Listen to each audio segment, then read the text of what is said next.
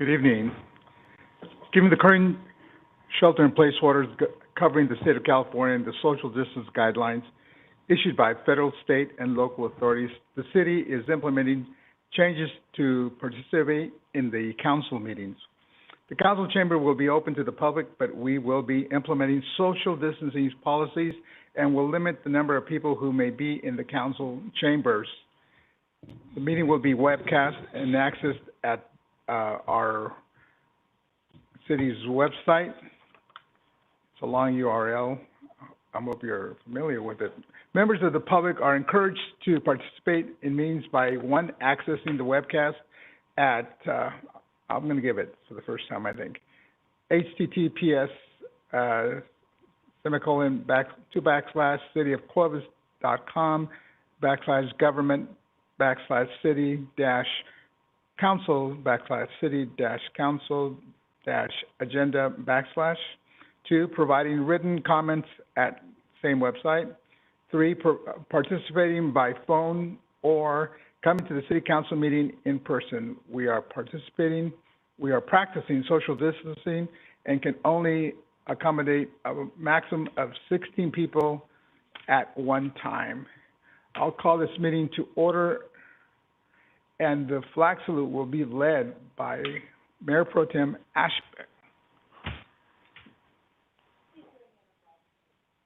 Pledge allegiance to the flag of the United States of America and to the republic for which it stands, one nation, under God, indivisible, with liberty and justice for all. Will the clerk please call the roll? Councilmember Ashbeck? Here. Councilmember Bessinger? Here. Councilmember Mwanatua? Here. Councilmember Whalen is absent, or excuse me, he'll be late this evening. And Mayor Flores? And I'm here. Thank you. Presentations, proclamations. Our first presentation is a proclamation declaring June 7th through the 14th, 2021 as Men's Health Week, and that proclamation will be read by Councilmember Vong Mwanatua. Is there anyone receive this? Is anyone here to receive that? No? No. Okay. We just want healthy men? Okay. Thanks. Yes. This is a proclamation declaring June 7th through the 14th as Men's Health Week. Whereas, despite advances in medical technology and research, men continue to live an average of 5 years less than women, with Native American and African American men having the lowest life expectancy. And whereas COVID-19 is destroying lives across the country, with the Centers for Disease Control reporting that males are more likely to die from this pandemic. And whereas encouraging safe behaviors, including social distancing, wearing masks, and being vaccinated will help stop the spread of COVID-19. And whereas men who are educated about the value that preventative health can play in prolonging their lifespan and their role as productive family members will be more likely to participate in health screenings. And whereas fathers who maintain a healthy lifestyle are role models for their children and have happier, healthier children. And whereas Men's Health Network worked with Congress to develop a national men's health awareness period as a special campaign to help educate men, boys, and their families about the importance of positive health attitudes and preventative health practices. And whereas the City of Clovis Men's Health Month will focus on a broad range of men's health issues, including heart disease, mental health, diabetes, and prostate, testicular, and colon cancer. And whereas the citizens of the city are encouraged to increase awareness of the importance of healthy lifestyles, regular exercise, and medical checkups. Now, therefore, be resolved that the City of Clovis does hereby declare June 7th through the 14th, 2021 as Men's Health Week, and it is signed with the seal by our Honorable Mayor Jose Flores. Thank you.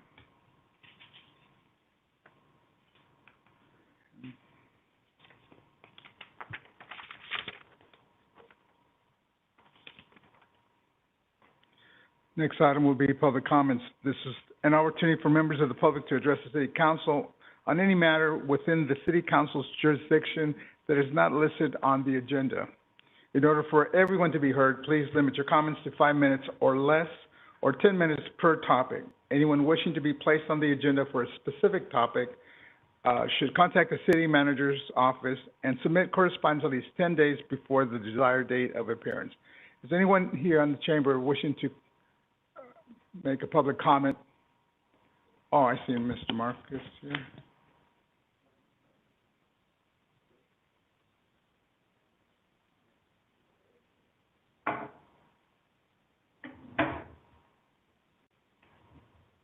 Yeah. Thank you. Good evening, council people, council members. My first name is Marcus. I live in Clovis on Fedora. I've addressed the council several times. I usually do it, I try to do it once every quarter. I have specific issues. Many of them dealt and are currently dealing with the impact that the indoor gun ranges has, has in our neighborhood. And needless to say, nothing can deter the noise factor coming from there. Decibel levels are way, way too high. The council agreed to license that proprietor and that business if the decibel levels were at 0.68 or lower. They're nowhere since they opened the business has been at that level. They've always been 90s and high 100s. That's my first issue. The second issue I have is, and I'll continue with the first issue, as long as I live, as long as that business is in the neighborhood, I will continue addressing that proprietor in that business. The second issue that I have, the cooperation that the PD and maybe the city have, and vice versa, concerning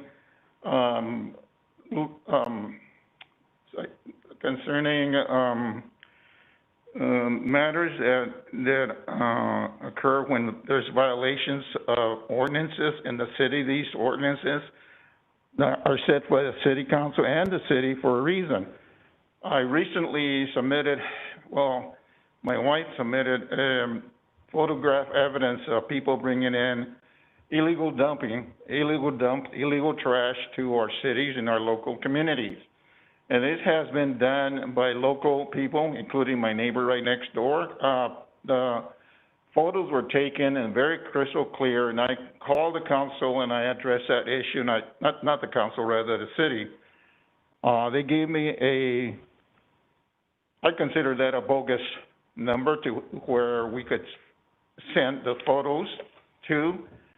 It was a bogus website, a bogus phone number, because the photos were sent to that number twice, and no one, when I called the bulk garbage, no one admitted that those photos were received, even though we sent them twice. I called PD, they washed their hands with it. The bulk issue washes their hands with it, and it's just going back and forth, and nothing is getting resolved. This thing is it's a violation, first of all, and these people, these violators should be held accountable for that, because they're bringing in garbage that doesn't belong in their homes. They're bringing it from elsewhere, and it's creating rats. It's creating a haven that's unhealthy, and I will continue to address this issue. I know my 5 minutes are almost up, but we need to put the PD in front of this and have them issue citations when neighborhoods complain about this illegal dumping. And it's going on, and it continues to go on. Thank you for listening to me. I will be back. Thank you, sir.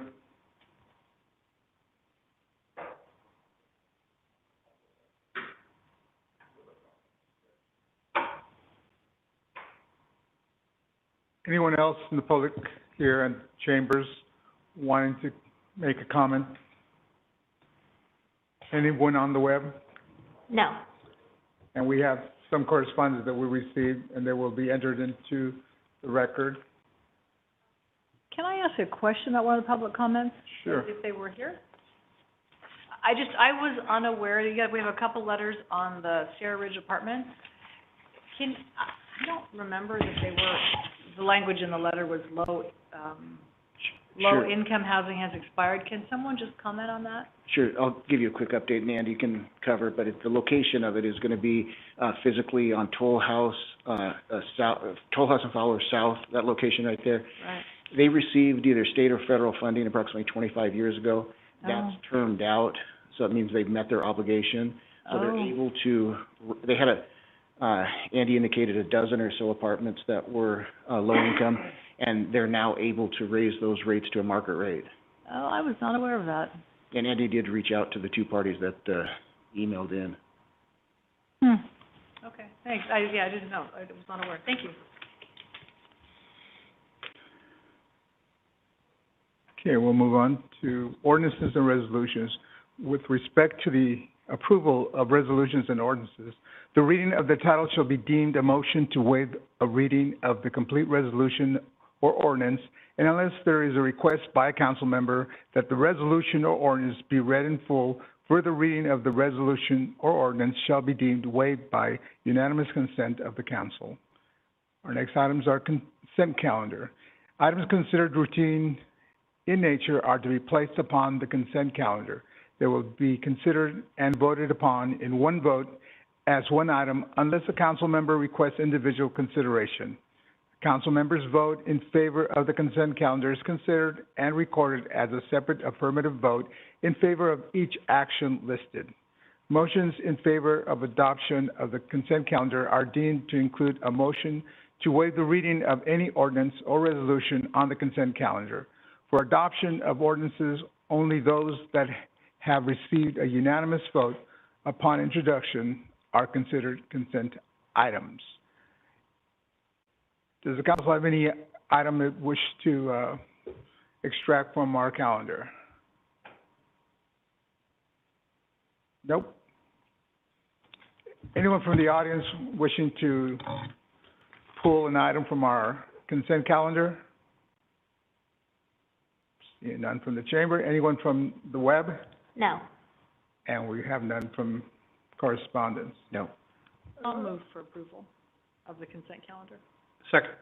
We have a motion and a second. All those in favor signify by saying aye. Aye. So I heard 5 votes to 0. The consent calendar, yes, we can note for the record that Councilmember Whalen is now present. And all is right with Administrative items. Administrative items are matters on the regular city council agenda other than public hearings.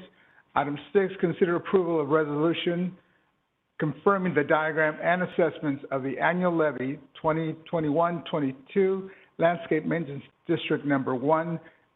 And the staff member for this will be Mr. Estes. Right? Yes, Eastus. Estes. Okay, stand corrected. So evening, Mayor, council members.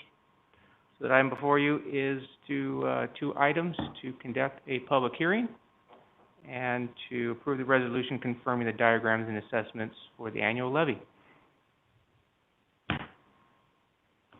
So the Landscape Maintenance District collects funds and pays for all the landscape maintenance, or most of the landscape maintenance throughout the city.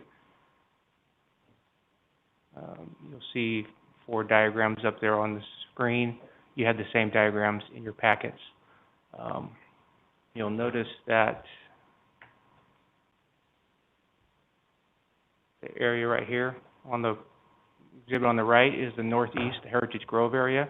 That's the first time you're seeing that in an assessment. This will be the first year.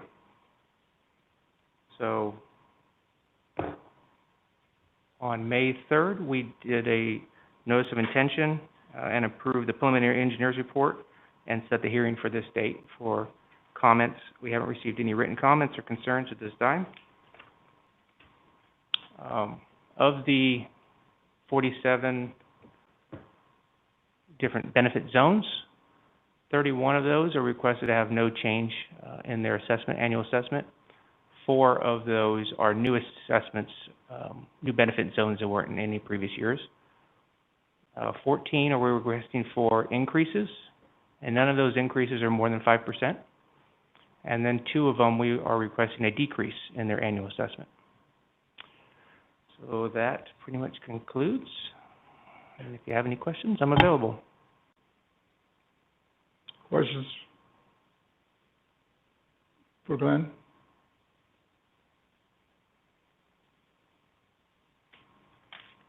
I guess just for the record, so can you just tell us what's the average, or you said no more, the increases are no more than 5%. Can you just give just for the record, the general amounts of those sorts of these assessments? I could give you some. Let me just look real Just an quick. example or two. And can you put the slide that shows the results? There we go. I have a sheet that shows the dollar numbers. So it really ranges. So some of them you see an increase of $10. $10 would be the highest. And what's the annual, Increase. what's the annual assessment? And so Oh, it's the right total? down- Yeah, the total. So, like in the Heritage Grove area, it's $428 would be their annual assessment per unit. And then probably the lowest one would be $75, I'm seeing one for. So that range, so most of them are between $100 and $400 annually. And this increase, I saw was in the Business Journal, other outreach about because we didn't get one single comment on this increase? Yeah, we don't usually get any comments on the increases. This is an annual assessment. I don't know, people not, okay. Yeah. We so we put it in the Business Journal, we advertise for this public hearing. We put it out afterwards to let people know that they'll be receiving an increase, but they're receiving a $10 increase in their annual assessment. But yeah, we typically don't get it. The only time we usually see comments is if we're doing an election or something like that, where we're doing Prop 218 elections and things like that. But, Okay. Thanks. mm-hmm.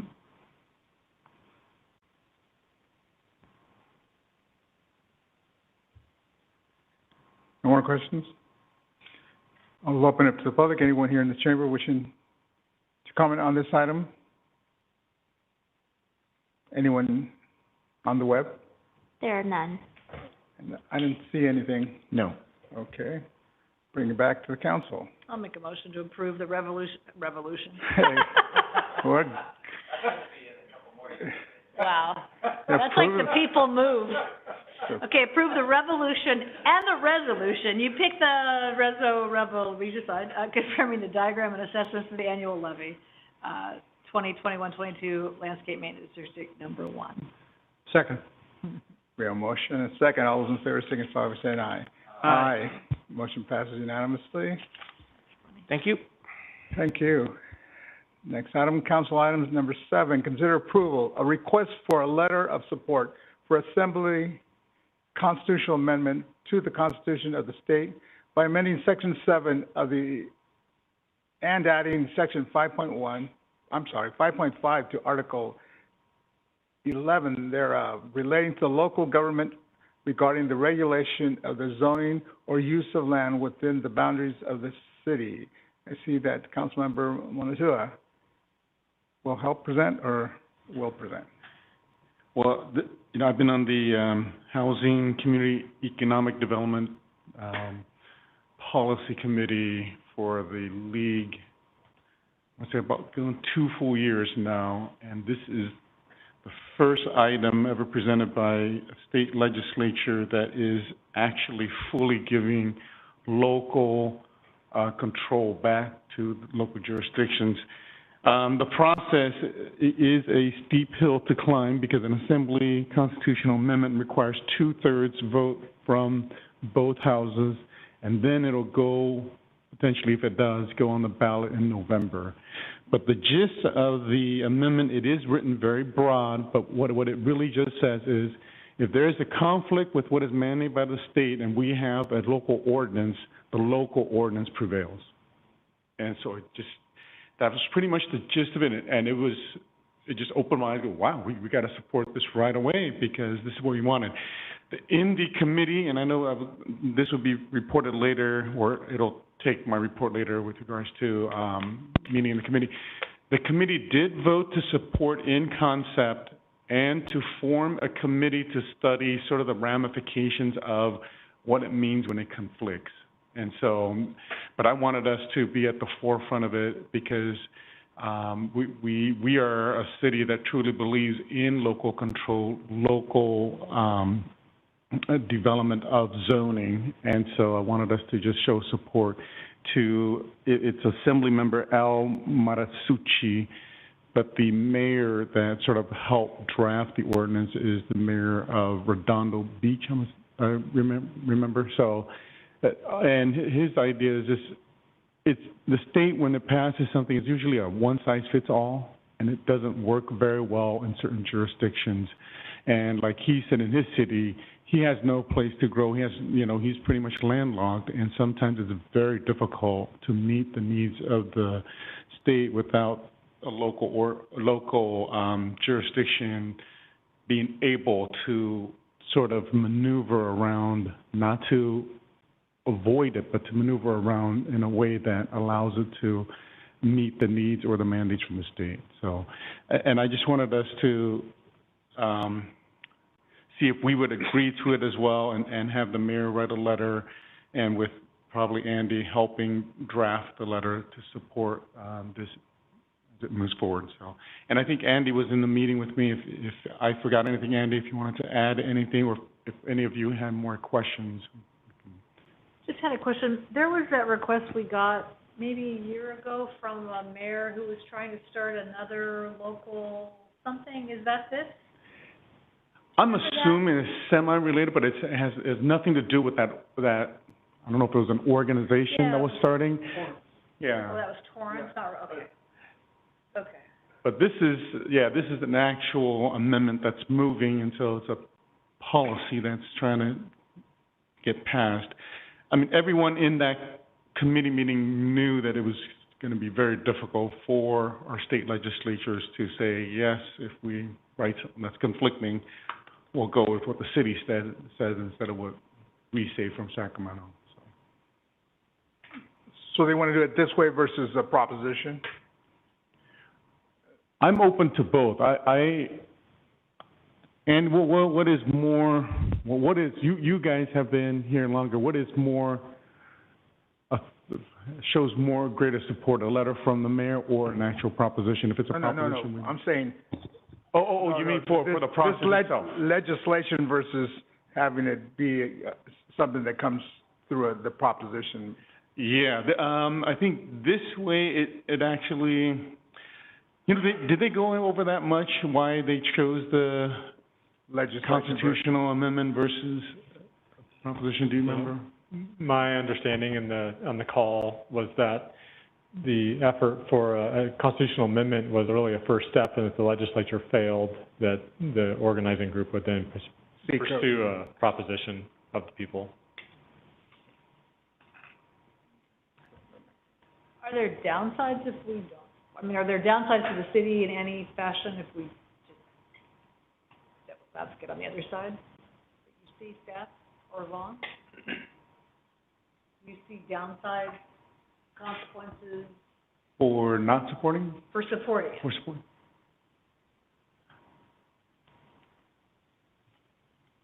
You know, you never know. I don't know. I mean, I don't know if, Scott, I don't know if you've ever looked at something like this. But the league's supporting in concept, right? Yes, it's supporting concept. I agree with that. So the league is supporting this. The committee was obviously. And it's going to form a committee to try to ask questions of the author of the legislation to see what does it mean if it was this or that. You know, for example, we were talking a lot about ADUs, and what if a city just writes an ordinance and says we don't allow ADUs? And so, well, what does that mean? Does that supersede what the state has written? And those are questions that are kind of left. I would want to see the final, legislation, because if we don't like it, then we might be in opposition. If they go totally against local, control, then that's when we go and support maybe a proposition that gets us there, because sooner or later, the citizens are going to want more local control, and it be codified in the Constitution, and the only way that it's gonna happen, in my estimation, is if it's done through the propositions versus legislation. So. Lights on. I'm just a bright light generally. Bob? So I've pulled up the legislative information related to this bill, and I know that there was a deadline by which bills were going to be required to go from one house to the next, and that deadline has passed. And it appears as though this, while not a bill, a constitutional amendment, has not made it out of the Assembly. In fact, there's been no hearings scheduled for it. Are the rules related to getting one bill from one house to the other not applicable to these constitutional amendments? So constitutional amendments aren't subject to the same rules as typical legislation. This can be voted on at any time, and essentially will be active the entire two-year term of this legislature. So it has all in the way until the end of 2022 cycle to be heard and considered. All right, thank you.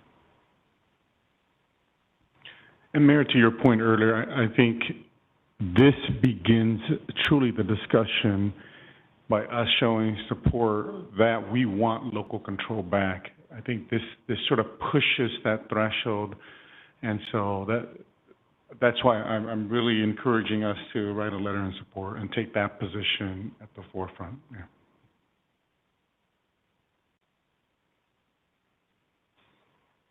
Any more questions? To Bob, it's interesting, it's authored by a Democrat. That doesn't quite match the nature of Sacramento right now. So I'm trying to figure out why, and I'm also trying to figure out, Senator Glazer, do you know if he or she is a Republican or, I'm trying to find it out, but I clicked on his. Anyway, it's curious that a Democrat would author a bill that would take away state control from a majority party. That just seems unusual to me, so I'm just trying to see what's that about. Well, I was also very surprised that many of the cities, and some of them very Democrat, you can say, also supported this. And so that was pretty unanimous with regards to the support from the local cities. Well, we do have the state threatening to sue and suing cities, and Huntington Beach being one of them. I think Redondo was another. So I think this is the pushback, the reasonable pushback that responsible people do when you're being forced to do something and they're set up a scenario where you're going to fail. And when you fail, they're going to find you. I don't see that this is a loser for us in any way. At the very least, we've stated our opposition to the way things are and the way things should be. We should be able to rule our own destiny, with some exceptions, of course, but, you know, local control with a local population that is engaged is always the best way to do things. And the explanation is that as some very extreme positions start gaining momentum in Sacramento, even in a one-party state, there'll be opposition in that same party. So.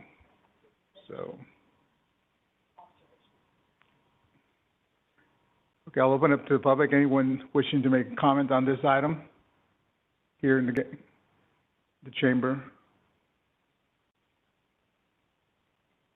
Anyone on the web? No. I'm sorry, was that no? And we didn't get any correspondence on this, so? No. Bring it back to council. What's your pleasure? What's the process? Do we actually need a motion for this? Make a motion. Okay. I would like to make a motion that we write a letter of support for ACA 7. We have a motion second. All those in favor, signify by saying aye. Aye. So I heard 5 ohs. Motion carries. Okay. Workshop for the Clovis City Council to conduct a workshop to discuss the impacts of ongoing operations during the COVID-19 state of emergency as declared by the federal government, state of California, county of Fresno, and city of Clovis, and to explore actions the city may take in response to the crisis. Thank you, Mr. Mayor, members of the council. I'll just go through the updates that I usually go through. This is a graph showing the confirmed COVID cases in Fresno County. As you can see on the graph, we are down to levels that we have not seen since the first month of the pandemic, so that is good news. This is the taken from the county's webpage for Clovis zip codes and the number of cases reported there. And again, we are down into the low single digits in some days without any new cases, so that's all good news. These are the confirmed deaths in Fresno County. Again, we are back to the levels we were seeing in April of 2020, and that's all very good news. This is the hospitalizations. The blue represents the total hospitalizations with COVID, and the red are the ICU hospitalizations with COVID. Again, we are well below the threshold where we were threatening to overload the system back around the first of the year. We are still having a significant number of cases, but we are not overwhelming the healthcare system, so that's very good news as well. The current county status is we have 3.1 adjusted new cases per 100,000. Just for reference, that's down from 4.3 at our last meeting. However, it's still quite a bit higher than the state. The state right now is running at 2.2 cases per 100,000. We have a 2% positivity rate, which is down from 2.2%. The state overall is at 0.8%.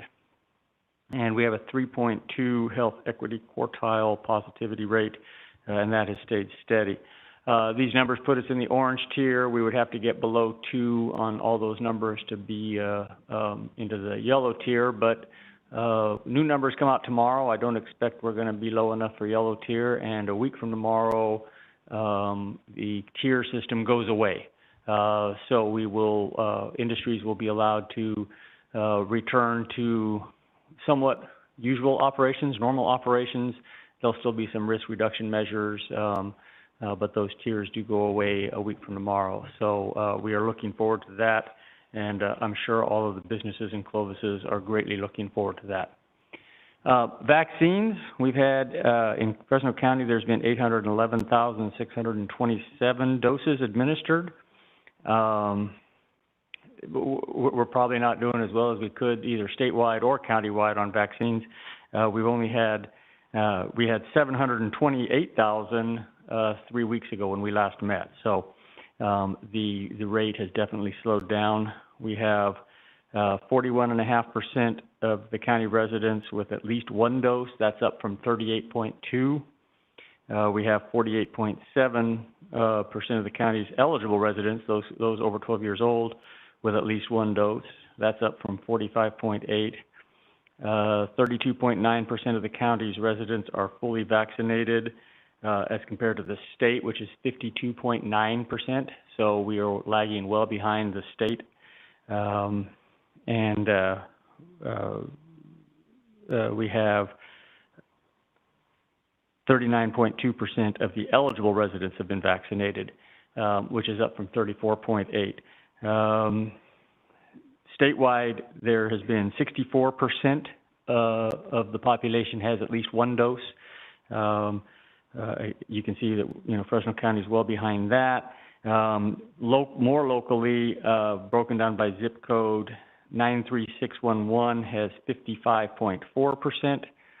93612 has 40.2%, and 93619 has 61.5%. So even our highest zip code in Clovis is less than the statewide average of the number of people with at least one dose. So 64% have at least one of the eligible of the population has one dose. We are working with Fresno County Public Health. We have configured one of our changeable message boards to kind of recommend vaccinations, and it has a link to the county website. We're moving that around town and on display, trying to get the message out. The county's is meeting with Andy on some ideas on how to reach some of the harder to reach areas. Again, though, it has plateaued. We're seeing this, countywide, statewide, nationwide, that, it appears that most of those who want a vaccine have received a vaccine. The incentive programs that are being offered by California and other states, hopefully, we'll get some other people interested in getting a vaccine. It looks like it is plateauing. That concludes my report on the COVID status. We are continuing to monitor OSHA regulations because we're getting some kind of confusing mixed messages. In fact, I have an email all prepared to go out to our employees saying, look, I know that we're going to do away with the tiers and a lot of the masking requirements disappear next week, but they don't for employees because as of right now, the way the OSHA regs are not consistent with the overall regs. We would have a situation where employees would have to be masked and maintain social distancing, whereas the general public would not. In a business, and it affects us and businesses.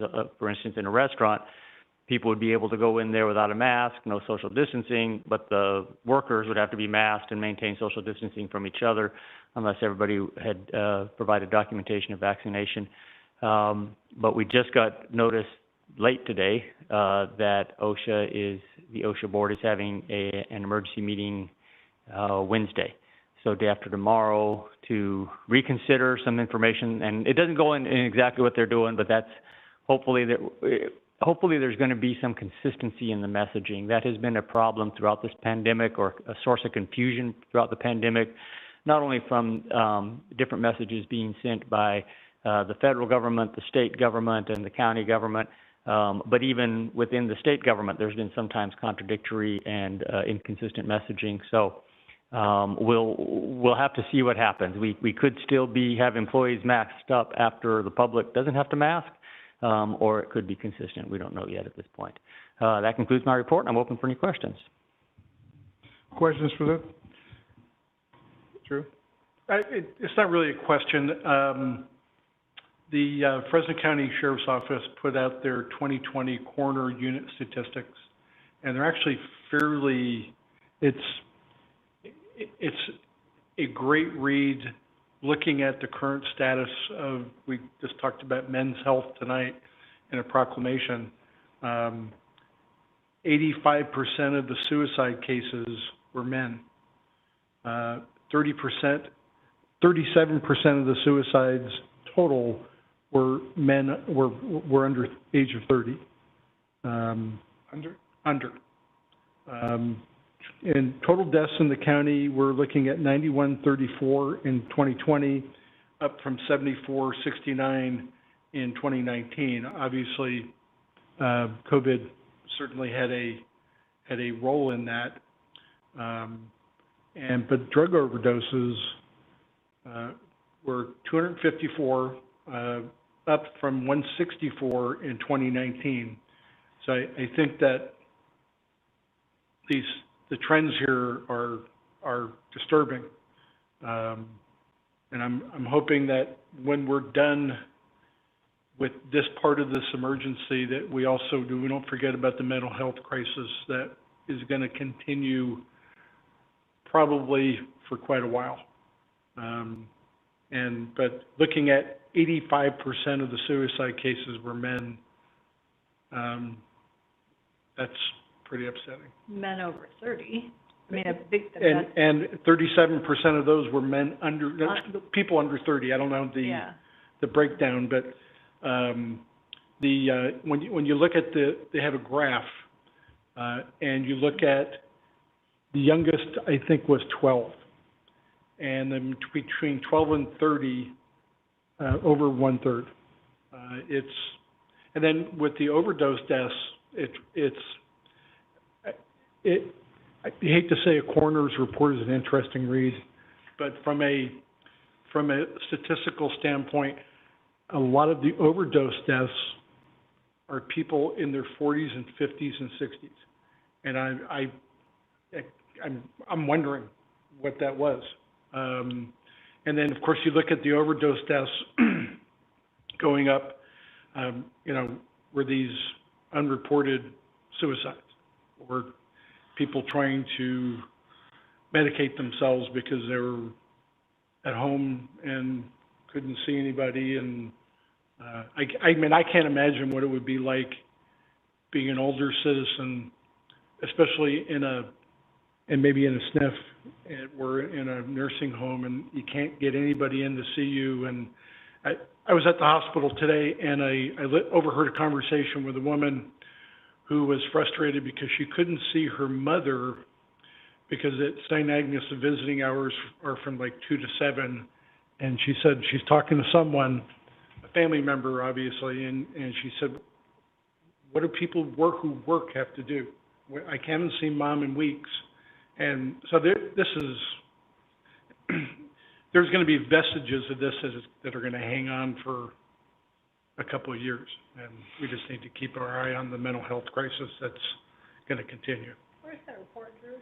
It is Fresno County Sheriff's Office. I'll forward it to you. That's all I have. Lynn? I was just going to ask, I was trying to find the article. Governor Newsom is saying that, yes, on June 15th, whatever, but fully reopened, but the emergency order will remain in place. Do we have any idea of the implications of that to the city?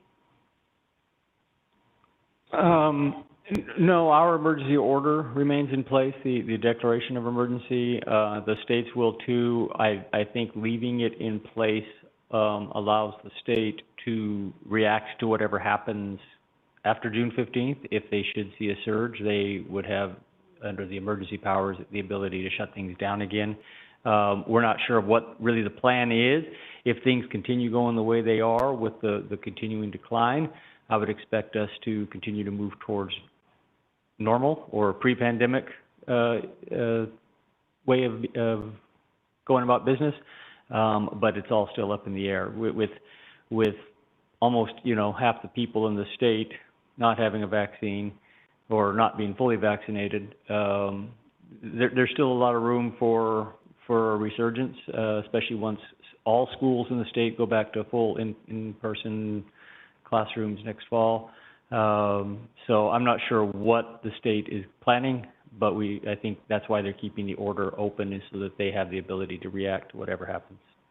I'd be curious to see how that plays out. I mean, what does that allow him to still do, even though the economy or the state is open? So I just wasn't sure if it had any implications for us, but we don't know yet. We're about to find out. Mayor, question for Luke. What is our current mask policy? Is it with the CDC or is it the state? Combination of both? Can you kind of? So we with staff internally. Yeah. Okay, for staff, it's completely dictated by the OSHA rules and by Cal OSHA rules, and those are developed by Cal OSHA. They tend to be more stringent than probably the general public mask rules, and I think it has to do with employers having an obligation to protect the health of their employees. So we have to do a little bit more to protect our employees than John Doe has to do to protect himself when he goes out. So we have been operating under that, and we will continue to do so. Hopefully, we would see a convergence on the Cal OSHA rules and the public health orders for the general public, rather than a divergence. Okay.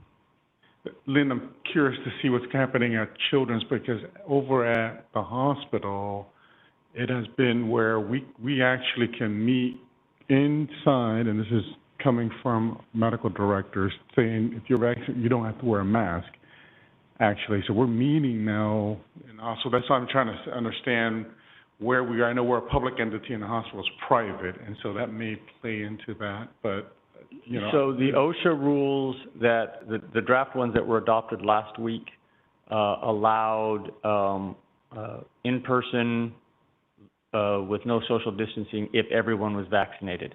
Okay. The problem is the rules also required that the employer had to have written documentation that all the people in the room were vaccinated. That's a bit of a challenge for us, you know, for each meeting, you know, everybody show us your card. I know that, and part of what's happening too is the CDC is probably relaxing their recommendations faster than the state is. People read that and think, oh, well, if we're vaccinated, we don't need the masks. Well, not until OSHA changes it. So we're trying to follow the rules. The one agency, one level of government being ahead of the others or different than the others, and then even within state government, you know, the public rules heading in one direction, but OSHA was not heading in that direction nearly as fast. Hopefully, with this meeting that's coming up Wednesday, we see some convergence of those, because the mixed messaging is really, and throughout this, it's just a confusing mix of messages, I should say. I shouldn't say it's mixed messages. I don't think it's intentional. You have one group doing one thing at the federal level, you have another at the state.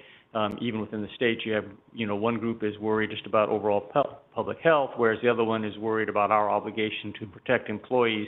It results in mixed messages, and that's been a confusing issue for everybody.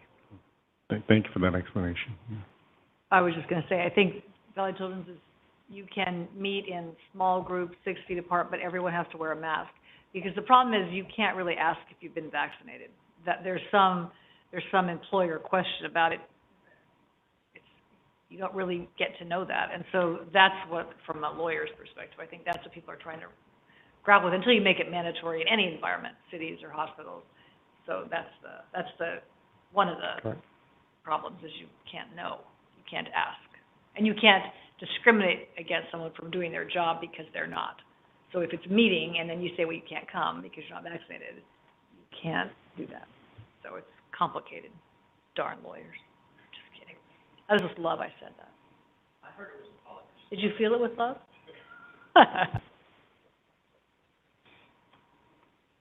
More questions? One thing I have noticed, I've gone to the county dashboard and I've actually done my math, compared the populations.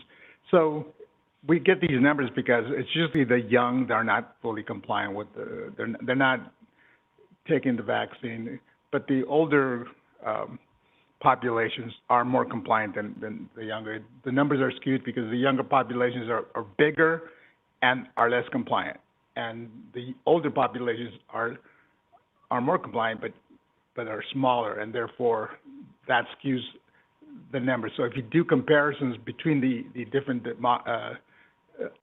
demographics, the elderly are actually taking the vaccine, and that's good. We make, you know, everyone has told us for a long time now that if you're over 60, you should consider the vaccine. It's good. The two mRNA vaccines are very effective. The double dose up above 95% effective. So you should take it, especially if you have 2 or more comorbidities.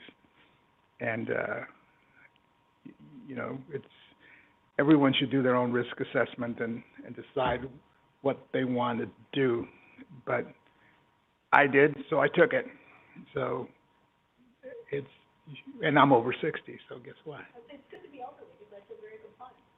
So I will, you know, it's whatever risks you can tolerate. And then if you're over 60, have 4 comorbidities and don't want to take it, then you will suffer the consequences, or not. We'll see. Only God knows. Anyone from the public wishing to comment on this item? Anyone from the web? No. And we've got nothing. No. So, you know, what Drew was saying is also very important, because I think PTSD in the hospitals, the doctors, nurses, respiratory therapists, all those people that help bring health to all the people that suffer these things, this wretched disease, they saw horrific things that probably is only seen in wartime. So those people are going to suffer from PTSD, and we don't want them to be numbers in next year's coroner's report. So we need to take care of them too, and be grateful that they were there to help those that, and still there to help those who are going through the throes of this horrible disease. It's still horrible for those who get it. Okay, so we're done with that one. City manager's comments. I've got nothing tonight. The council's comments. Bong? First, Luke, I wanted to thank you for the ACA report that you gave in the weekly report, because I think that at first glance, when we just looked at what the city got, then we forget, and I too also forgot, that there was so much already handed out to help businesses, to help different sectors. And so as a city council member, I felt like, well, what are we doing to help everyone out? But I think your report really laid it very clearly that, hey, community, there's already so much support out there, and we as a city, you know, this is what we're getting from the federal government to help us stay afloat, as long as, same as those of you who are suffering from rent, those of you who are suffering from businesses. So every sector has their ways and means. And we're saying also, you know, our staffers is going to help as many businesses and nonprofits to help stay afloat, and also to direct them to the appropriate agencies and organizations that will be able to assist citywide. And so I thought that was very, very well put out. I appreciate that. Well, the credit goes to Andy. He's the one that put that report together, and he's got a more than full-time job just trying to direct the different entities in our city to other, you know, sources that were geared directly toward them. So he's done a great job of getting that information out to everybody. Okay. And then we had a committee meeting for housing on June 3rd, and what we spoke about was pretty much, it took the entire time. And so that almost ended our meeting. And so I wanted to also report, I will hopefully be seeking, again, reappointment. They decide, of course, the local chapter here decides, but reappointment, just so that we can be engaged in that as we move forward as well. And the last thing is, on June 21st, I will not be at that meeting. Okay. Bob? Yeah, a couple of things. One is at the, what I call the Clovis Fresno prayer breakfast. We had the opportunity not only to hear Ann Graham Lotz, the daughter of Billy Graham, but also our leaders in our two cities in the county. And I just wanted to say publicly that I really appreciated the words that, Jose, you shared, and the prayer that you lifted up for our community in the greater region.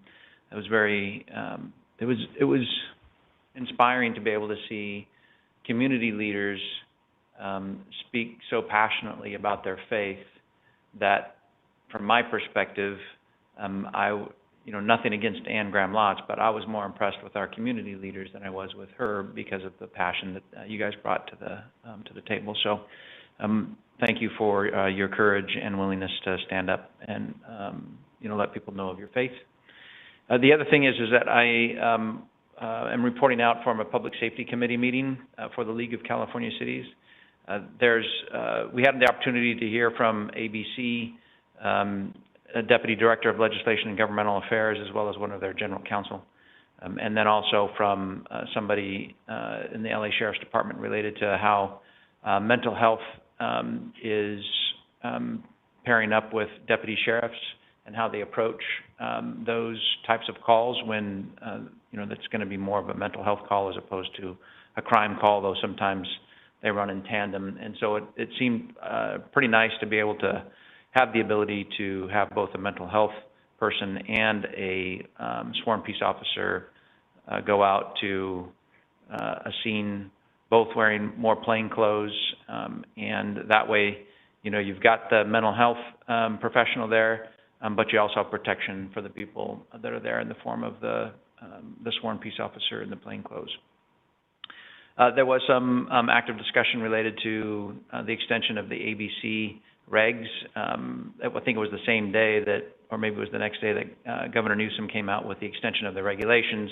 There are some bills that are working their way through that are going to make those regulations related to outside serving of alcohol and on-sale, off-sale privileges to on-sale licensees, if that makes sense to you. So your bar and your restaurant can actually sell alcohol to go. Those are some bills that are kind of making their way through. We wanted to make sure that if there was a community that wished to prevent that from happening within their community, that they would have the option to do that. And then finally, SB 2, which is a bill that is getting some pretty good traction, has to do with the decertification of law enforcement officers. There has been, well, our discussion has revolved around the idea of, okay, well, if we're going to be doing a decertification of police officers so that they can't work anywhere after they get decertified, then, you know, who's going to handle that? And, you know, we've been pushing that it be POST, which is a police officer standards training, I think is the T, play a major role in that. And there seems to be this SB 2, which is talking about it being moved more away from POST and being handled by a committee that is made up mostly of activists, community activists. And so that's a bad bill from the perspective of the Public Safety Committee for the League. And so we're trying to figure out how to nuance it so that we can communicate our opposition in a way that is respectful and also lets them know that, you know, if there's opportunity for negotiation, let's figure it out, so. You mean decertified if for a bad act or a... Well, yeah, it would generally be for a bad act, yeah, by the police officer. So what happens, as reported to have happened, is that there will be some officers who engage in some bad behavior, and they get the threat of termination from that agency. But what they do is they instead resign and then get hired by another entity. Now, it's thought that it's understood by the new entity that that person has engaged in that bad act. But there are some smaller communities, particularly in the San Joaquin Valley, who are willing to take a risk on an officer, so they get hired again. And because they haven't been decertified, they are able to get hired again. And so this bill is focusing on decertifying so they can't get hired again. So I know Drew's going to have to report out a little bit as well, and he can add whatever else he would like to add to those comments. That's it. Thanks, Mayor. You're on the same committee? Yeah, I threw my hat in to assist on SB 2. I think the overreaching concept is a good one. There are people in our profession that should not be there, and they need to be decertified so that they can't apply elsewhere or go to another state and apply and become a peace officer. The only problem, well, there's several problems, but like Bob said, the committee, I think there's 9 people, 2 of which are law enforcement officers, and 6 of which are community activists. I mean, that is the requirement, that they be part of a community group that focuses on police misconduct, and then there's one attorney to round it out. And it has a star chamber kind of feel for me, and they also have, with the current bill makeup, people would have the ability, instead of complaining to the agency, going directly to this committee, and they have not fleshed out the authority of the committee to investigate what is their, you know, who does the investigation, and then they have not thought through the concept of compelled statements for police officers. And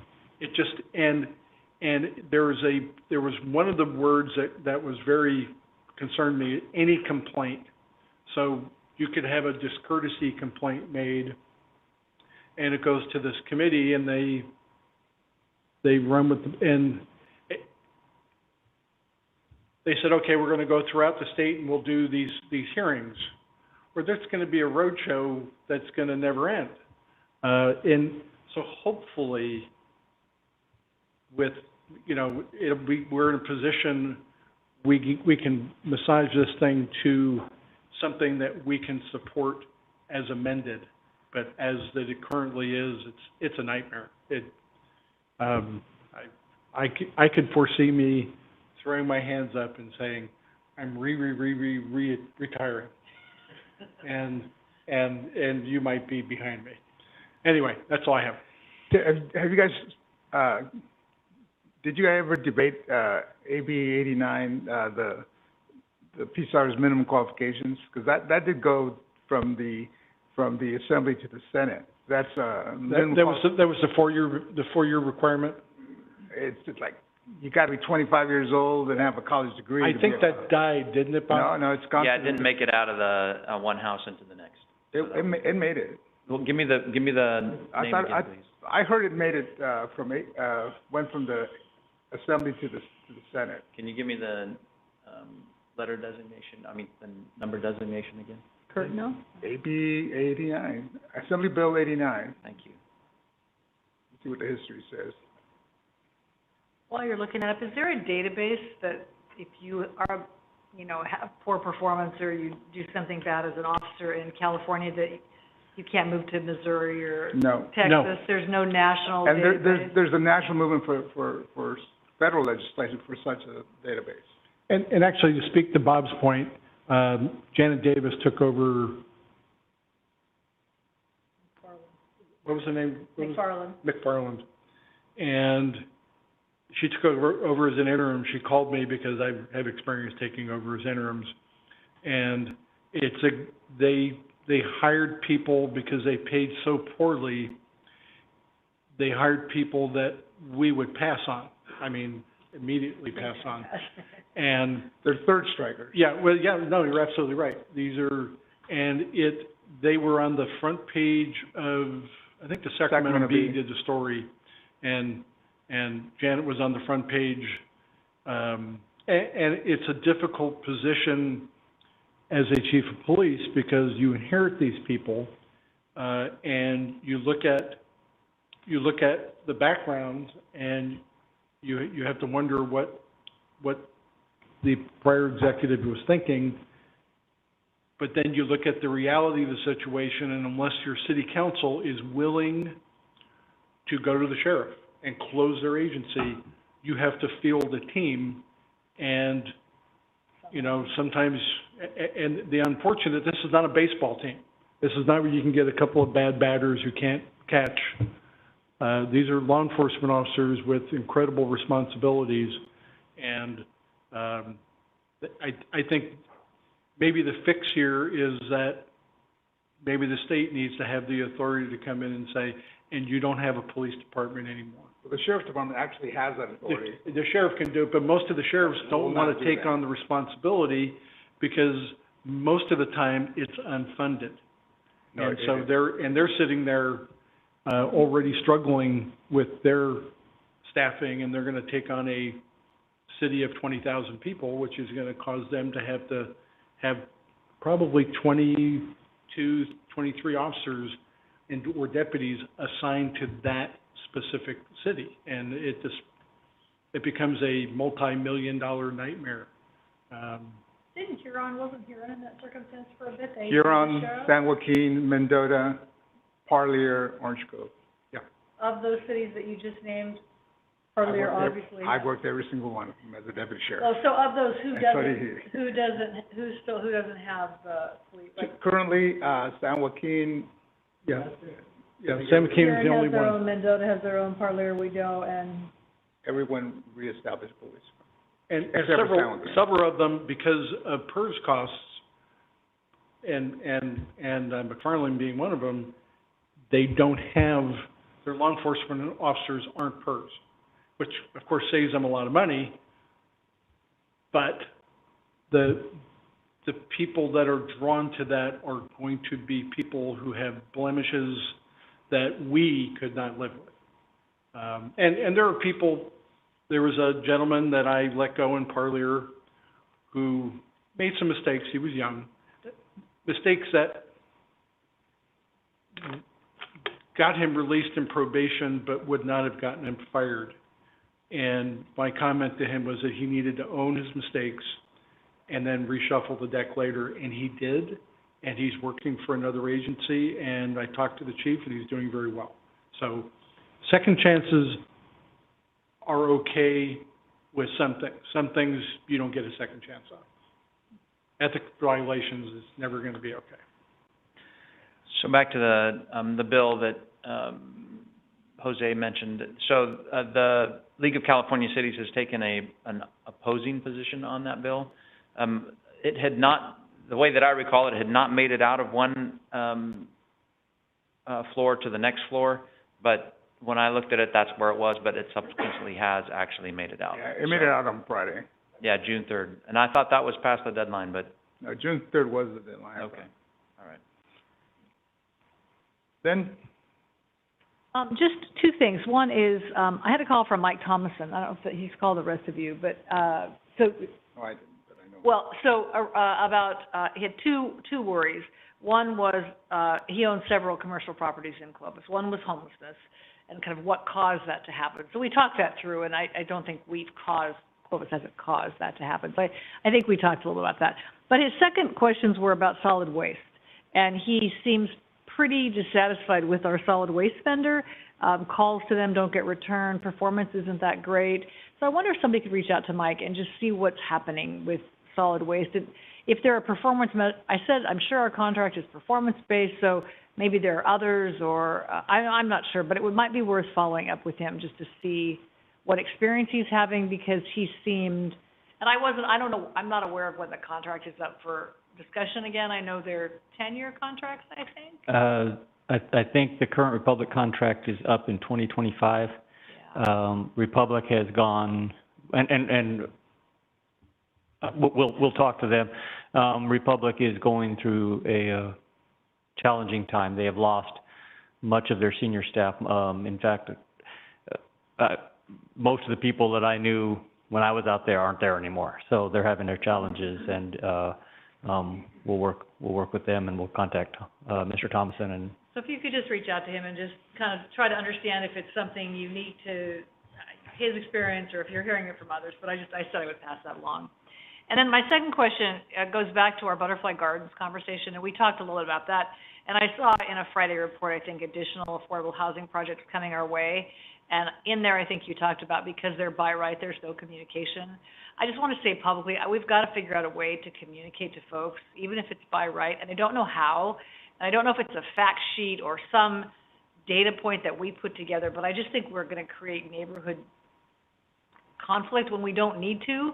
And just saying it's by right doesn't seem like enough of a reason to not communicate. So whether it's a link on our website or a fact sheet or something and I don't know, you were going to talk to Scott about, can we require a by right project to do public notice? I don't know that, but if we could just work on that a little bit, it's not going to get any better if we don't talk. And like John, what you sent me for Butterfly Gardens, it was okay, but I can't give that I couldn't give that to a citizen. So I just told them what I could read off of it. But I just think we need to have some way to let folks know what's happening in their neighborhood. I just feel like that seems fair.